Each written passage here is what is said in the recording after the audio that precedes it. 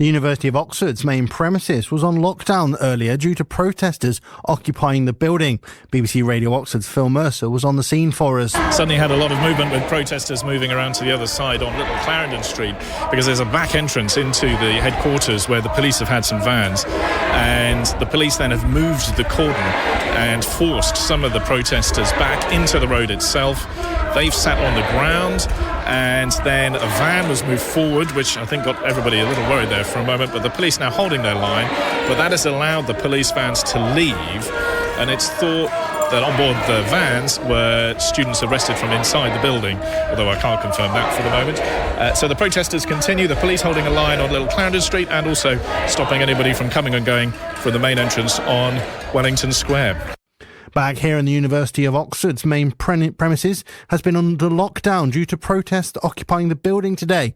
BBC Radio Oxford's Phil Mercer was there and sent this report. Hundreds of protesters in the city centre have surrounded the headquarters of Oxford University on Wellington Square.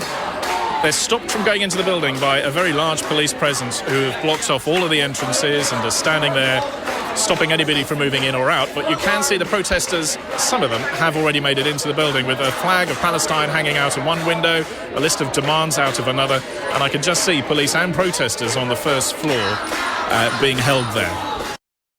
Bridgie Teta. BBC Radio Oxford.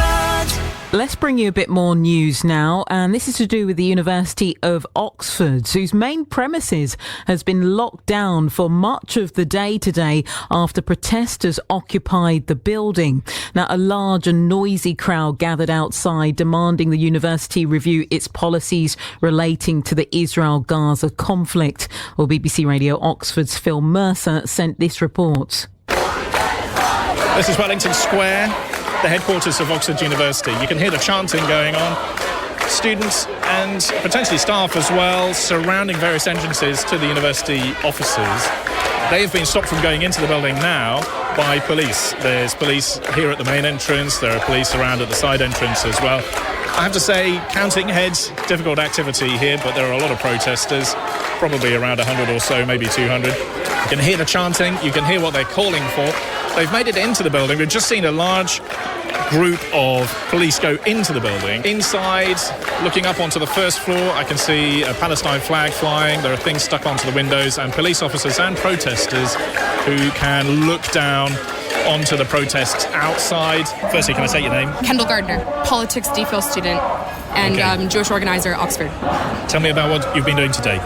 We staged a sit-in at the Vice-Chancellor's office after 2 weeks of being ignored by the university. The Vice-Chancellor claims that we should have reached out to her through established channels, which we have been trying to do. We have a student and faculty negotiating team that are ready to speak with the Vice-Chancellor at any given moment. We email her almost every day with the plans of our escalations and how she can stop them by speaking to us. She has refused. Instead of engaging with those students in a conversation, she called the police on them. We have 16 students who are under arrest that have been taken out in police vans. And right now we are here as an Oxford community and the rest of the protesters to say we are not okay with this university using state violence on its students. What's the reaction been like? We have community members who are here to support us. There's faculty that's here to support us. We have a mass mobilization. People are reaching out to us through different channels on the internet and on our group chats. People are figuring out how they can come here and do what we need to do. Faculty are providing legal support for our students. There's a big, massive wave of mobilization behind us. It seems peaceful. Yeah, I mean, we have no intention of escalating if the university meets with us. It's quite in their face. Yeah, it is quite in their face. I would say that we've tried for a very long time to just come to the Vice-Chancellor on her terms. We've been doing this for 2 weeks, and in fact, I've been doing this all year as someone who's been trying to speak to this university about Palestine. This is happening right now because the university has refused every other channel of communication. Well, we have contacted the university but have not yet had a response. Thames Valley Police has told us it is aware of an ongoing protest at Oxford University this morning and is in contact with the university.